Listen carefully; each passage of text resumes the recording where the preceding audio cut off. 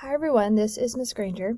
In this video we're going to go over just the first section of the Unit 4 Lesson 1 notes. We're going to just be covering the themes of world history. We're going to review this very quickly. So as usual, you will fill in the blanks and do any activities as directed here in the video. Let's get started. Our first theme of world history was cultural interaction.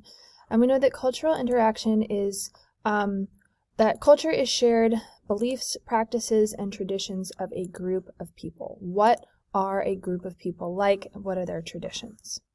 Our second theme of world history is political structures. And political structures involve the way that people have organized and governed themselves.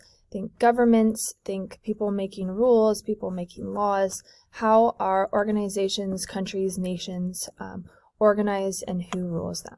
Economic structures is our third theme of world history, and we know that economic structures involve how countries or regions accumulate or get, distribute or give out, and manage money.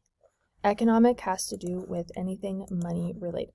Social structures is our fourth theme of world history, and we know that social structures are how people are organized into different groups and societies. So how are people divided, or how do they organize themselves? It is groups of people.